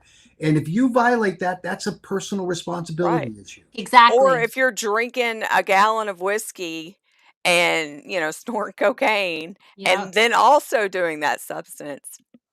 But you're not allowed to say that, though. And it's not only that you're not allowed to say that, they will protect. So this is like a doctor prescribes to patients, take it as prescribed. They do the pill counts or whatever. The patient still is abusing it and buying and selling. and they will protect that patient because they're a victim of the substance. They're a victim of the drug, even though they were the ones taking it not as prescribed. They were selling it. They'll never be arrested for it. They'll never be in trouble, or even not even in trouble, but like made to take personal responsibility. But the doctor will go to prison. And it's the Purdue's fault, and it's everyone's fault but the person. And if you say that, then it's that same, how dare you hate addicts. That's not true at all. I'm not saying that. They Right. deserve compassion and kindness and treatment and help. But how is it helpful? How is it that you're protecting? They'll protect the drug dealers too. They'll protect, like, they don't want them in prison. They don't want drug dealers in prison because, it'll harm people who are buying drugs illicitly, and they'll protect the people. And it drives me crazy even with doctors now. So a doctor could get investigated, they'll get in trouble. All the patients who are taking medication as prescribed are going to lose their medication. They'll go abandoned. And the patients who are selling it, nothing happens to them. Like it, and I'm not saying they should go to prison. That's not my point. But like, how is that right? So no one Right. has personal responsibility anymore. No one. Like Like, it's just critical thinking and common sense doesn't apply at all no. to And they'll any of this. right. And they'll say like, oh well, they couldn't pay their bills unless they sold it. So it's the fault of capitalism and this. And I'm like, so you'll do everything. You'll these Yeah. mental gymnastics to make that person who made the choice. I'm going to sell this. I'm going to take 12 times as much. I'm going to shoot it up. It's never that person's even shared responsibility. It's always going to be the industry. It's always going to be the vendor. It's always going to be the substance. And anyone else who's taking it the way they're supposed to, when they suffer, oh well. Like no, Yeah. oh well. Those people don't matter. It's like No. my thing is like, even if it were the case, I don't know. Let's say somebody was allergic to a substance. Yeah. Let's say 5% of the whole world was allergic to a substance, but it benefited the other 95%. Those 5% of people are just going to win it out, and everybody else is going to suffer because you Yeah. hear those voices, the 5% Right. voice is the loudest. That's why I always say, how come we don't ban peanuts? There's a lot of nut Right. allergies in this world. Yeah. How come, Yeah. like, we're all forced to carry Narcan? How come we're not all forced to carry an EpiPen? How come we're not lobbying to ban all peanut substances everywhere? Because it doesn't make any sense. Like, I thought public health was protecting the whole, even if you sacrifice the individual. Right. So, but it's not. It's only when it's like beneficial for them. It's yeah. Let me go up to this Very comment real quick. extended conversation with an individual who claims to have been saved from his addictions by kratom, and he Yeah. said, when I was addicted, he said, I lied to everybody about my addiction. I lied to my parents. I lied to my spouse. Yeah. He said, I lied to my family routinely. He said, and I was even in the end lying to myself. He said, I knew I was, and I needed Yeah. to be saved. He said, otherwise I'd be dead. And he said, kratom saved him. And this seems to be the kind of thing, and I get it. I have 6 children. I have one child who lied to me consistently about his behaviors. And I got to the point I knew when he was lying every time, Yeah. right? If we don't have that radar up, if we don't know that there's a family member that's experiencing a crisis and you want to believe them, you don't extend that belief after they have had the consequential event, whether it's to get into addiction recovery or died. You don't try to blame the wrong thing. And that's unfortunately what happens with many of these families who claim that kratom killed their kid or killed their spouse. Right. More and more we're finding out as the truth is uncovered, despite the KDA's attempts to say, don't share any of that information. Yeah. As we look at them, we learn more what the parents or the spouses or the family members should know. And you would think that the most important thing that they would want is the truth. Yeah. And that would, of course, help them understand and probably grieve better. And I thought it was fascinating to look at the information that was provided in support of the NIH study on purified mitragynine to move forward, finding that it potentially was a beneficial therapy for opioid use disorder, that the predicate for that is that there are people that are using kratom today where they've identified that help them with their kratom with opioid disorders. And why would it be surprising to anyone that someone who lost their journey along the way, overdosed on the opioid, might have kratom in their system? Exactly. That's a really good point. That's an excellent point. And yeah, that's such a It's and like I can see why parents I have two, they're 18 and 21, two girls. And if I say this all the time, if anything happened to them, like, I don't know that I could even breathe again. Like, so Yeah. I have so much like sadness and compassion for people who have lost their children for any reason. But I can also see, if you miss signs as a parent, like, being a parent is hard, as we all know. And if you miss signs as a parent and something happened to your child, like, I would feel tremendously guilty. I think every parent does. And so I can see how that's also appealing to a parent to say, well, it wasn't anything I could have known anyway. It was the fault of, and then they could put all, I'm not saying the parents were at fault at all. I'm not Right. saying that, but I'm saying it's probably a way for them to put all of those feelings onto somebody else and say it was all their fault. And not only that, you know, these industries, these litigation industries, they manipulate these parents. Like, I Yes. think they're victims Oh, of yeah. this because they say to them, they do, like, if you do this, you're going to save so many lives, you're going to save other Right. parents from having, and it's just not true. And I think at one point they're going to realize that what they're doing is actually harming other children, and like the children. What about children like your kids, Misty? Like, if they took this away, wouldn't your children be harmed? Like, don't Yeah. your kids matter? Right. Right. Yeah, so they're harming people. They're harming so many people, and one day they're gonna understand that, and it could be stopped now. Like, See, are they ever gonna stop? Do you think? addiction for me, addiction was just a moment in my life. If Kratom was taken away now, I've recovered from my active addiction mindset that I won't go back to the streets. Yeah. I won't go backwards in my life. But if Kratom was taken away at a certain moment in my Kratom journey, especially at the beginning, I would have went back to the streets because Yeah. I didn't already work on my whys of addiction yet. Yeah. There's so many people now, like for me, like I say this all the time. Some people, yes, they don't like that Kratom is being sold in gas stations or smoke shops. But for me, that's where my journey started. Yeah. So it means a lot to me to have that product available. Whole leaf Kratom. Yeah. 708 can get the hell out of here. But Yeah. to have that product available for somebody in their desperation, whether they're going in just to help with their withdrawal from whatever they're withdrawing from, or they're like me, they were just like, you know what? Maybe this is the start of something beautiful. Yeah. I mean, do you know how many lives Kratom has saved of not just the addiction side, but for people in pain? Yes. Even so many, like, when a clinic is shut down, sometimes thousands of patients go abandoned at one time. And not only are they in withdrawal, but their pain is so severe, or people get double mastectomies and they're not given anything but Tylenol. And, people just don't even think about what happens to them after. And Kratom has given people a way to treat their pain where they're not drinking 2 bottles of alcohol a day just to treat Yes. their pain. Exactly. It saves so many lives. Like, it's the only thing when someone's cut off of their pain medication, and sometimes they're cut off on a super high dose.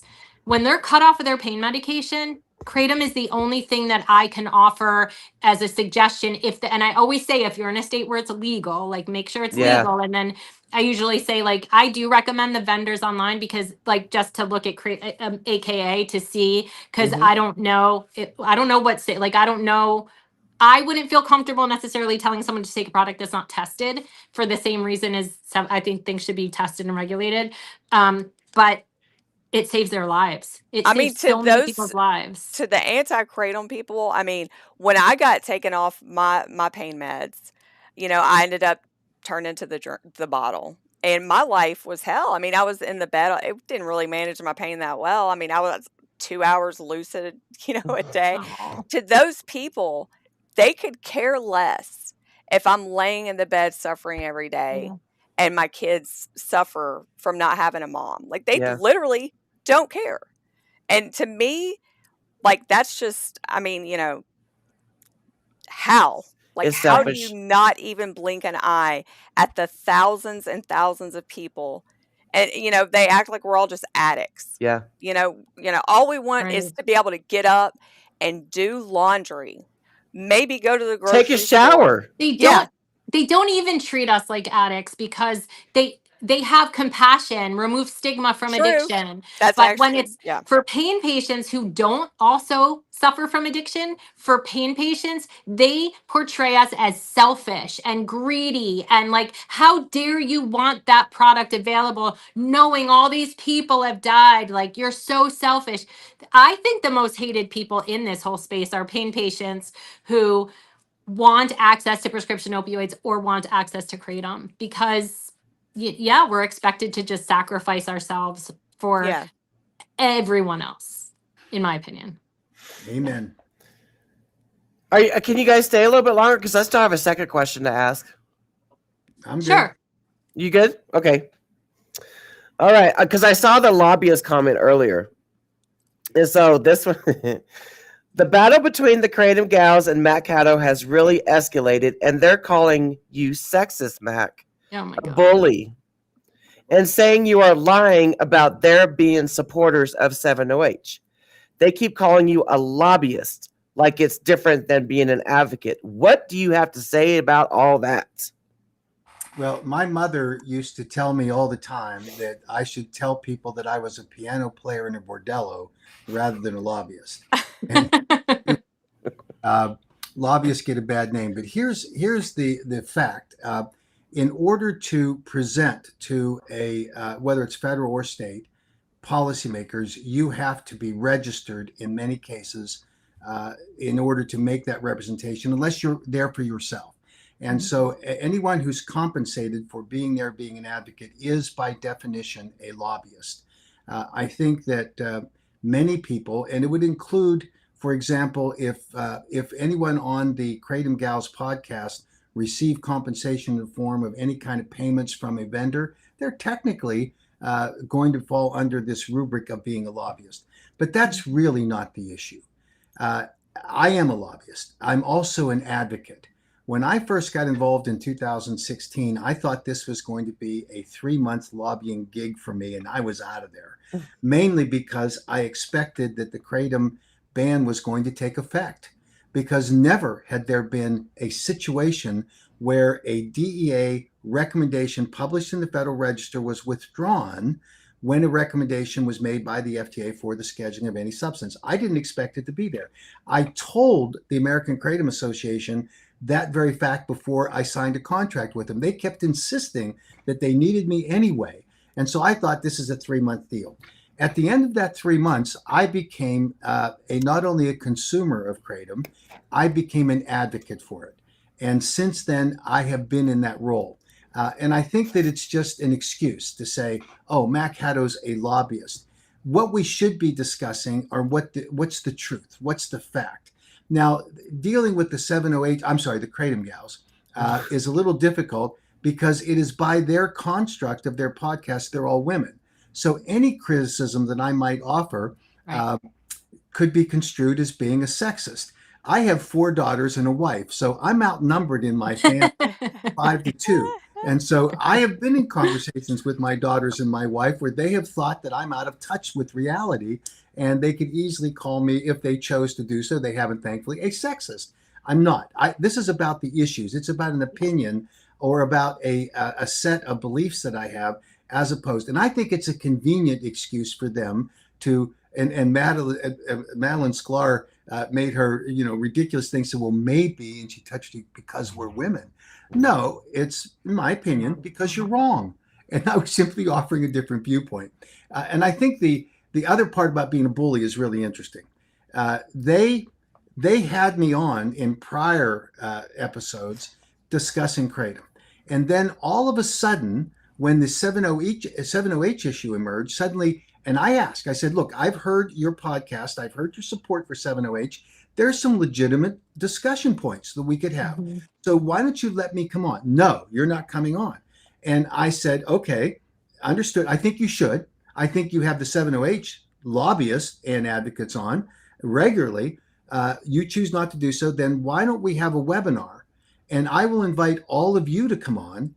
And it's no holds barred. You can express any opinion, no prior censorship, because what they said to me is that I had to identify with timestamps what the objectionable comments that they made, and then they would have a phone call that they would record so that Oh they my could gosh. determine what my problems were rather than have an open discussion. So I said, let's have this webinar. Now, where in any of that became a bully, I don't know. I know what a bully is, by the way. And I tell this story often. When I was in 6th grade, I was in a new school system. And my mother pled with me as I was going out the door to my first day at school. She said, Mac, do not get in trouble. Do not get in any kind of trouble. Now, I don't know why my mother would say that to me, but she did. And she said, don't get in trouble. New school. So I go to school and I'm in recess. And the class bully confronted me because I was the new kid and I was not playing ball with them, whatever he thought I should be doing. And he came over and confronted me, started shoving me around. And I told him to stop it. And he beat the hell out of me. But every time he punched me, I heard in my ear my mother saying, Mac, do not get in trouble. So Oh I no. finally had enough. And by the way, this fellow's name was Chester. And I went back and looked to see if Chester was still alive recently, just for fun. And he is. And I had a conversation with him. Oh, But you did? I did. Did you remember? Do you Oh, remember yes. beating you up? Oh, yeah. Oh, yes. Here's why I remembered. Finally, I'd had enough. And I said, okay, the bully Chester. I said to him, okay, now let's fight. And he said, oh, well, let's go ask the teacher if we can do that. Oh, And so we went to the teacher, and the teacher sees me all bloody from getting beat up, and he put both of us in detention. And in that school system, there was a detention bus, obviously because there's a lot of kids that get thrown in detention. Clearly. And I felt this was an unresolved issue. As a 6th grader, I also in my mind said, well, wait a minute, if I'm going to go on the bus, when I get off the bus, I'm not at school anymore. So my mother's admonition and warning no longer applied. So I got off with Chester at his bus stop, which happened to be before mine. And I beat the hell out of him. And I hitchhiked home. And Chester, after that, became my best friend.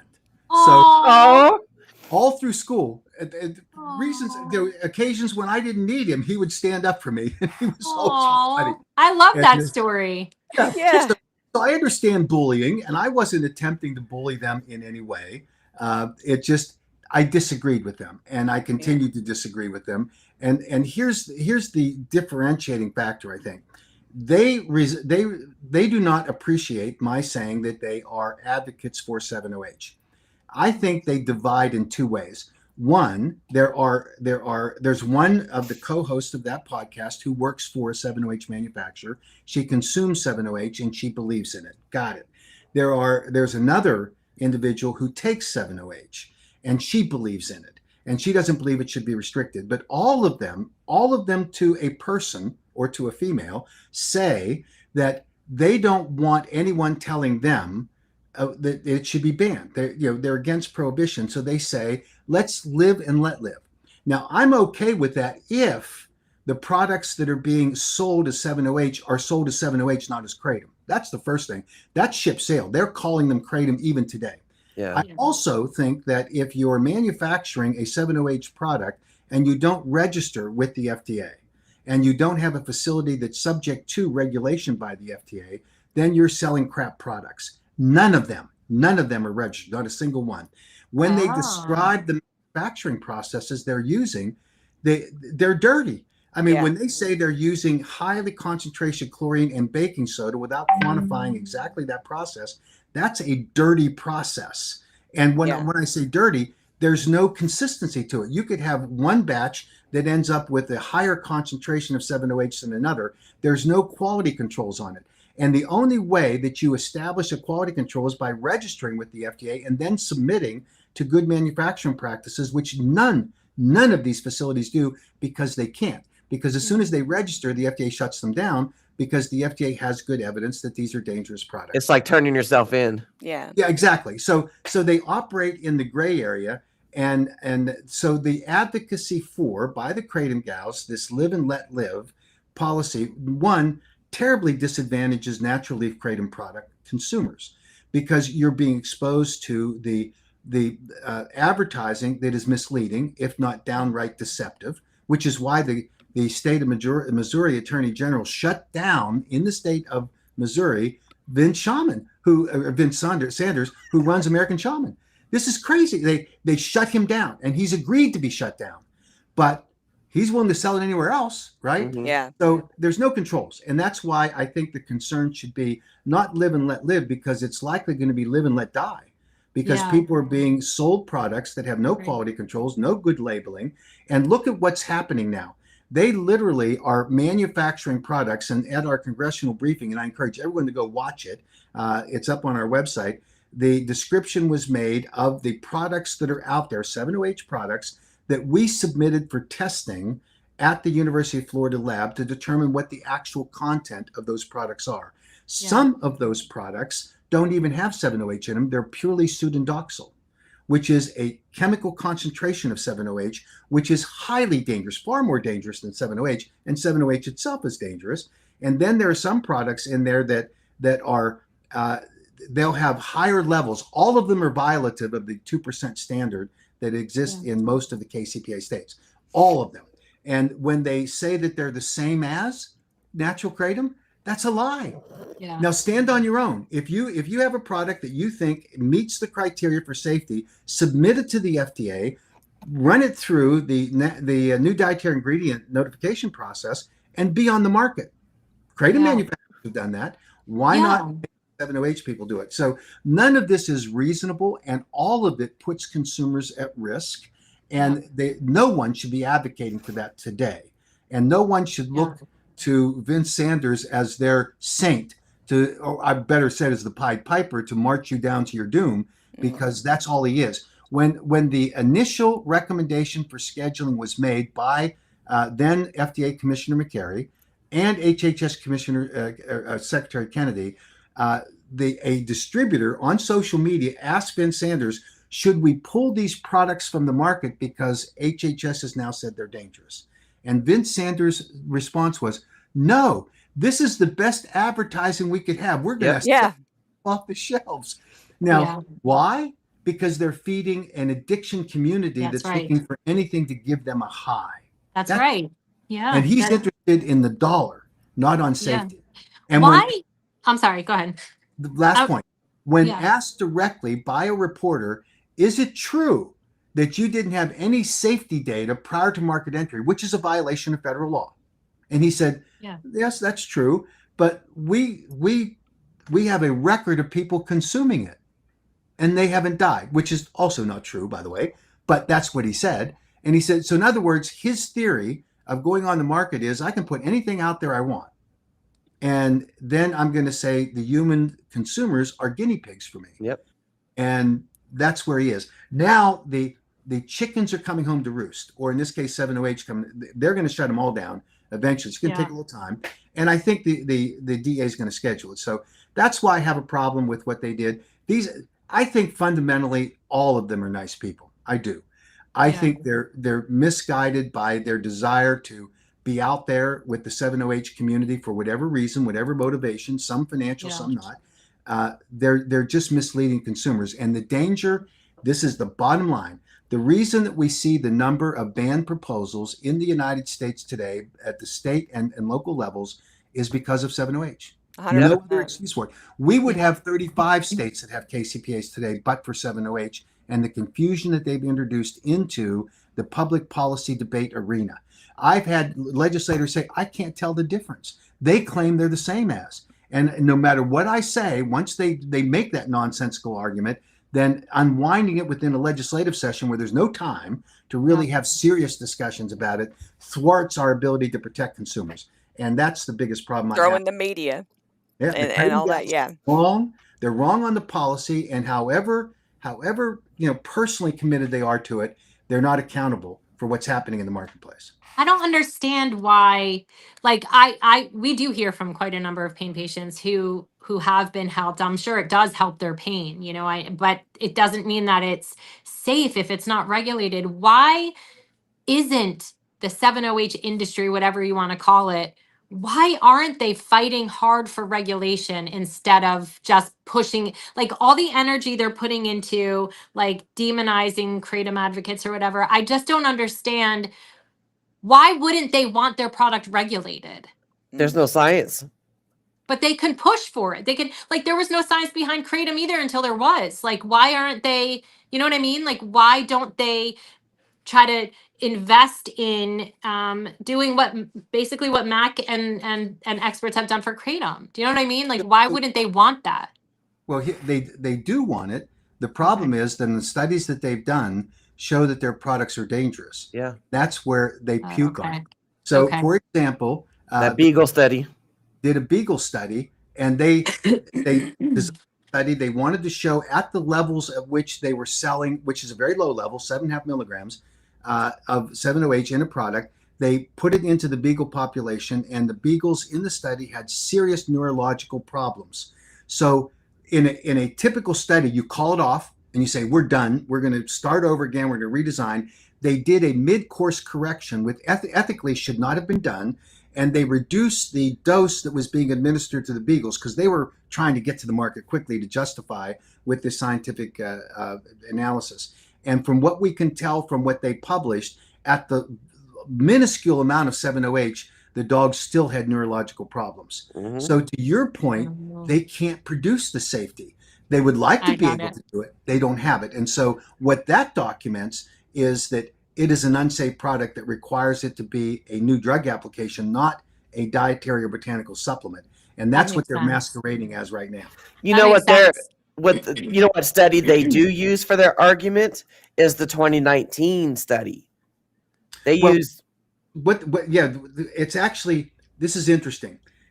They referenced the 2016 8-factor analysis that was produced by Jack Henningfield and his crew.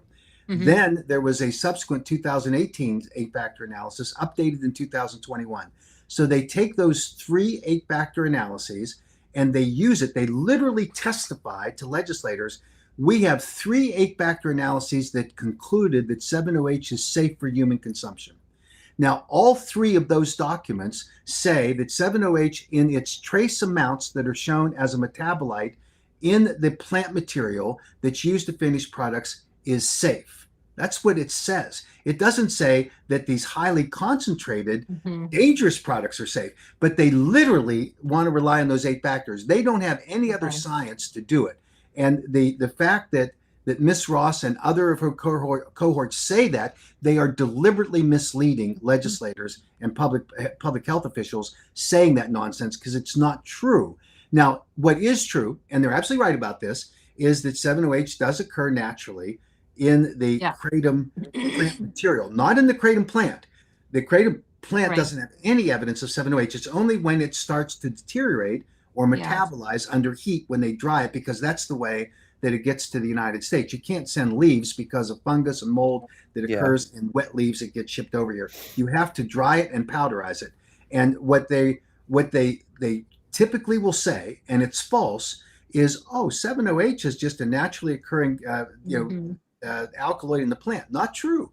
It is the result of the drying process. And at that level, the FDA's tested it safe. It doesn't have any significant health adverse event impact threshold, which has now been proven by what the NIH study is doing.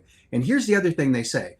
Kratom natural form gets metabolized in your liver into 7-OH. Again, a true statement.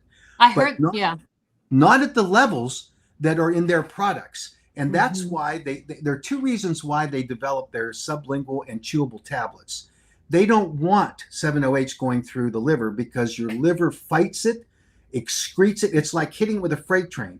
And so the liver is a defense organ in our bodies. And so it just simply breaks it down and tosses it out through your excretion pathways. And it doesn't make it into the levels that they want in the bloodstream to deliver the powerful impacts. Sublingual strips and chewable tablets go right to your brain. It doesn't go through your digestive process. And when you think about the safety factor that's involved here, these 7-OH products are fully activating, as Kolodny was trying to blame kratom for, you're activating your mu-opioid receptors, and it goes to the sector of your brain where you get that fast euphoric high. And then can you overdose on it, and would Narcan reverse an overdose of 7-OH? Yes to both questions. According to the science that's now evolving, what we know based on NMS Labs, which is the largest forensics toxicology firm in the country, their scientists warned me that part of the problem here is that 7-OH in its chemically manipulated form is highly unstable. And so when a person dies, it's likely washed out of their system, although it caused the death. Okay. And so Interesting. when they test for it in normal testing methodologies, so what they've done at they're right now doing, and other labs have done it, they've developed a test for 7-OH postmortem, which will identify the level of 7-OH. Even though the 7-OH itself is gone, the artifacts of it are there. And so they've Okay. just done sophisticated testing, and now they're proving that people who have ingested the 7-OH products are suffering from overdoses and deaths related directly to 7-OH. They So say, they can now distinguish the, like, if in toxicology, they can now distinguish 7-OH from pure leaf kratom. Not local labs though, huh, Matt? no, it's and this is the other problem. It's very expensive.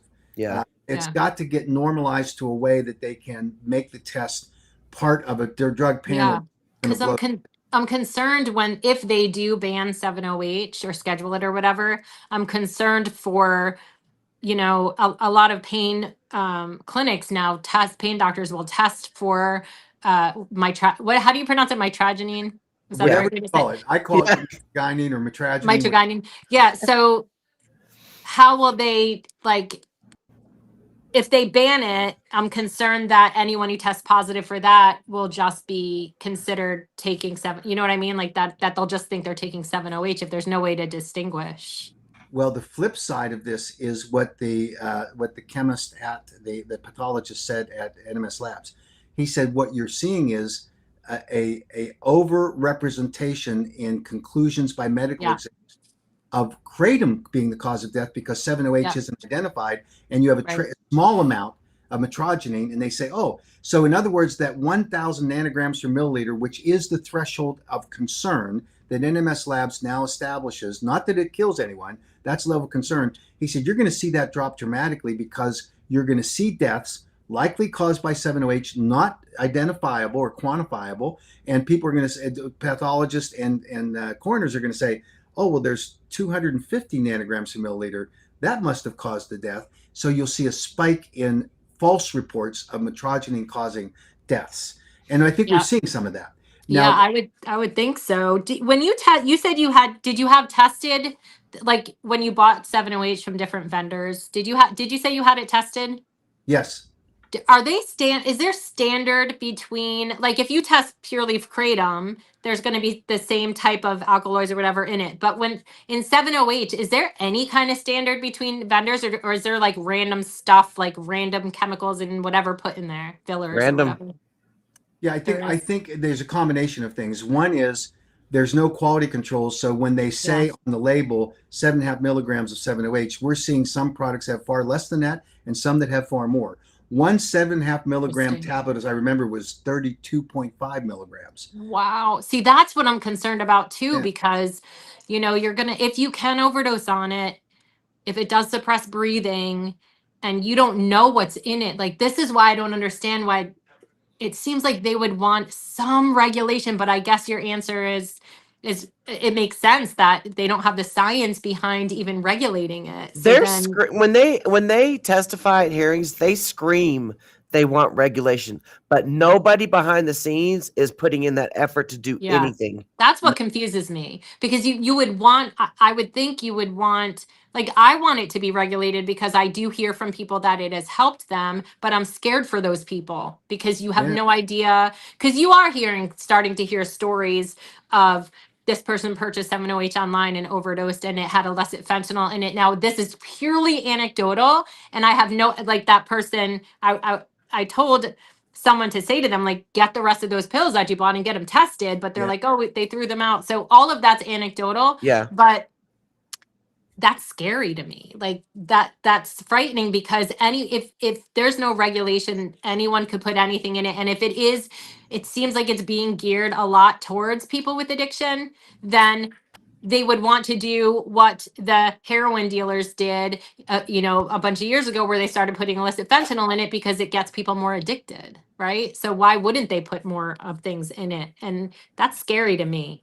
Yeah, 'Cause I would not swallow, chew, or I'd snort be or scared. anything. I would, I've Mhm. had thousands of dollars of free 708 products in my hands, and not Yeah. one time did I ever think, let me go try this out to see if all the massive amount of comments and Yeah. messages I'm getting, if that's the effects that I'm going to get. I don't want to.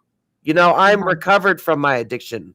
Yeah. I'm I'm not happy trying to to hear chase you the say dragon. that. I'm so happy to hear you say that because, in my opinion, this is just my opinion. Another one of the false narratives is that addiction is a broken brain disease where Yeah. you're broken for the rest. There's no evidence to support that Mm-mm. it's a disease, but that was something sold. Talk about industry. That was something created by Reckitt Benckiser for selling Suboxone. This is why Yeah. Shatterproof has said you have to believe it's a chronic, like relapsing remitting disease. It's just to sell Suboxone. And now people want to come off of Suboxone because they're doing better or it doesn't help them anymore. And these doctors are literally taught to tell them not to come off. Like, Yeah. so many people It's reach to out to us and It's to say keep that. them in that revolving door, is to dumb you Yeah. down, is to make Yeah. you feel like you are not a powerful human being. Yeah. There's so many Everybody, people. Yes. Yes, Misty. I'm proud of you, everybody though. has, thank you. Here's the I product: am. 7 ohms sublingual strips. Okay, and let's assume for the sake of argument, and I don't think you should, that this is a safe product in the dose. The dose is actually controlled by the strip, right, that you put under your tongue. Okay. Like Suboxone. Yeah, it's an opioid. There's no question. Here's an example of a product. When you buy this product, you have to. It's scored in the fours. So in order to take the dose that they're recommending, you have to break the tablet twice. There are products out there that are scored for 4, but they recommend on the back on the label that it should be 1/8 of a pill. Mm-hmm. So who's doing that? Nobody. Yeah. And it's not even scored for Exactly. that purpose. They don't even How expect do you you to do do that. that? But they Yeah. say that's what because that's how they're saying they're staying under the thresholds Mhm. that states are setting. These people are shysters. They're manipulating the marketplace, and this is why it's so disappointing that the kratom gals don't see the real problem and threat to consumers. And while they're trying, and I will take it for granted that they want to protect consumers as much as I do, they're Yeah. not showing it because they're Yeah. being misled by these people that are saying, "Oh, kratom has helped me," or 7-OH has helped me, and it's really saved my life, and I should have access to it. Well, if it's a crapshoot every time you buy a product, That's it. and you don't Yeah. know what's in that product, and these test results show it. There was Right. one product that was sold as 7-OH that has 0 7-OH and all sudoxyl in it. Yeah. See, What? that's what Yeah. I'm concerned about. That's what I was wondering because, like, now it has to be like if you are buying it, you would probably want to get it tested at a local lab Yeah. or something before you consume it because how do you even know what's in it? Like, Well, and I don't, as far as bans go, I don't believe that consumers should be, possession should be okay. Criminalized. Yeah. Right. Like you shouldn't go to jail just for trying to live, but correct. I agree. it's not safe. Like it is having it out over the counter like it is right now. It's just not, it's not safe. Yeah. It's just, When Yeah. the home state attorney general, Vince Sanders, which is where a lot of the 7-OH products are manufactured, shuts down the Vince Sanders because of their marketing practices that mislead consumers, that should tell a lot to people that Mhm. are out there advocating for 7-OH, because the premise of that litigation and the Mhm. settlement agreement that they have is based on misrepresenting to consumers. Those are the people that the kratom gals are protecting. Yeah.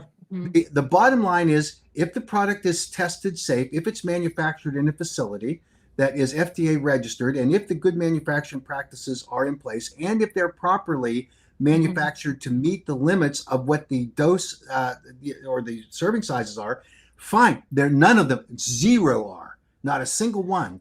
And so how can you sit there and advocate for that? Yeah. Whereas there are some kratom manufacturers that are out there now that shouldn't be. I just got a list of products that were seized by the Arkansas Highway Patrol from the professional basketball player who was arrested in Arkansas and then a couple of weeks later died. I got a list of those products, and every one that he had in his possession comes from a very small manufacturer that doesn't appear to have any FDA registration for their facility, no quality controls, and it doesn't look like it has any GMP practices that are associated with that product. Now, do I defend those people? No, I tell everybody every time I get on podcasts like this, they should be out of business. Yeah. That's not what the Kratom gals are saying. And I get calls from Kratom vendors that say, "You're trying to put me out of business. I can't afford to do everything that you're saying you're doing. The big guys can afford that."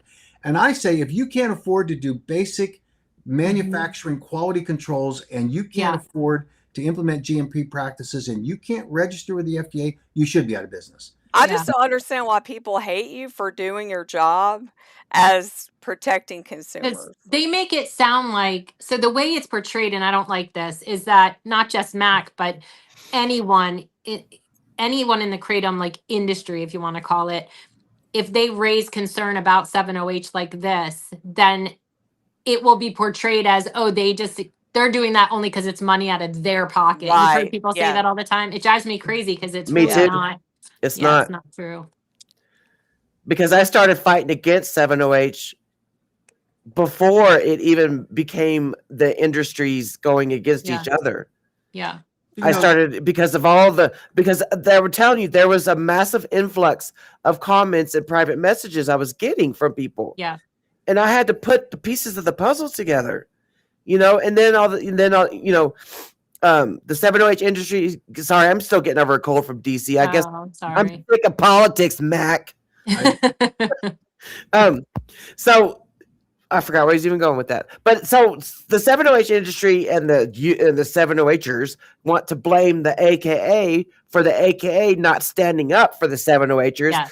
And I tell them all the time, it's called the American Kratom Association, not the Yeah. Molested Molecule Association. Yeah. Why would the AKA fight for 7OH? They are not the same substance. Yeah. Yeah, but the purpose, the motivation behind fighting for 7OH, to be regulated or banned or whatever anyone's doing, in my opinion, is not because they want more money for themselves. And that's what you hear them say all the time. These mothers from KDA say it all the time, that the only reason, because they'll talk about the two industries like fighting, and they'll say, like, why does the kratom industry not want 7OH? And they'll say, oh, it's because it's money out of their pocket. But that's so not true. No. That's Like, not true at all. No. these small vendors, the vendors I've talked to, like Jordan and some of the other ones, are so kind. Most And like, kratom vendors get in it for the right yes, reasons they're to not help doing people. it to make money. And they'll say, Right. oh, they'll make whatever they want. The only reason they're doing this is money, money, money. They don't care about safety. That's not true, even a little bit, from the people I've Right. spoken to. Yeah. Actions Well, speak louder than words. Yeah. Is what Yeah. I, And that goes for the Kratom gals as well. yeah. Yeah. Actions speak louder than words. What action you are not doing to keep kratom legal is speaking louder than what you're saying on your podcast. Yeah. Right. And that's not to say there are no kratom like store owners who aren't in it for the wrong reason and don't mess Right. around. Like, there's always going to be people who are doing the wrong thing, and they should, be shut down for it if they are, if But they're, the majority, Yeah. the majority, but it's like the complete opposite with 7OH. You know what I'm saying? It's like consumer wise and vendor wise. all of their marketing is for therapeutic effects that are precluded by the Food, Drug, and Cosmetic Act, and that's part of it. And I think if you step back from the 7OH natural kratom leaf battle, we as advocates and lobbyists, Bingo, Deborah. Sorry. since 2016, have had a tense battle within the community between the small vendors and the large vendors, Yeah. between who's going to be regulated and who complies and all that. And I think that that early on, when the founder of AKA and its president, Susan Ash, she was a fierce advocate and needs to be obviously recognized for the contribution she made to get this battle started. And I have an enormous affection for her. She separated from the AKA, and there were for reasons that were between the board of directors and her. And they had a dispute about it, and the community fractured a little on that. Now, hopefully we overcame that because we continued to fight for, and I think Susan agrees with the objective we fought for. There were some in the kratom community that believed that Susan was mistreated. That's an issue that can be analyzed, and I know that that the founder of Kratom Science, Brian Gallagher, has particularly been critical of me personally. And I don't know why that is, because we're both from Pittsburgh, and I give him a lot of grace because he's a Pittsburgh native, and I love that part of it. But he felt very strongly, and he's criticized me strongly because of the mistreatment of Susan Ash. I think you set that aside because those personality differences, just like we have today between Madeline Sklar and whatever conjured up bullying and sexist characterization they want to make of me, this isn't about personalities. This is about what our overall objectives are. And I think that that if we can set those, and I know emotions run high, if we can set that stuff aside and look to the core issues that are critical to protecting the safety of American consumers that are using Kratom products, and make sure those products meet the regulatory standards for botanical supplements in the United States, obviously fighting the FDA at every turn to make sure that they don't overregulate us. But when it comes to these chemically manipulated products, we've got to stand tall and say, it doesn't matter how many people got duped into it and how many people actually take these products. If they are a threat for an overdose or a threat of a poorly formulated product, then we need to protect them. And that industry has to go through the FDA processes in order to document their safety, and certainly meet the federal law, which says that you have to have a reasonable basis for safety. That's the bottom line. And if it doesn't even pass the 8-factor analysis. Right. And that's the distinct difference between, and I made this point, or tried to make this point to Claudia, the difference between 7-OH and natural kratom is that natural kratom does not meet the criteria of the 8-factor analysis. But the actual requirements of the 8-factor analysis for 7-OH are met, right? And I just saw this one comment that popped up, and I want to make sure that we address this.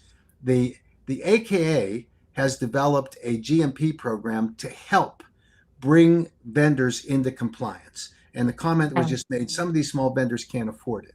Yeah, and I've heard that. say, this is hard, but if you can't afford to meet FDA requirements, and all the AKA program is to help you get there, which means that you have to go through an independent third-party inspection, which when the FDA knocks on your door, you had better produce or you're out of business. That's all this is about. And I think it's a misnomer to suggest that, we can't afford to be a part of that program because it's too expensive.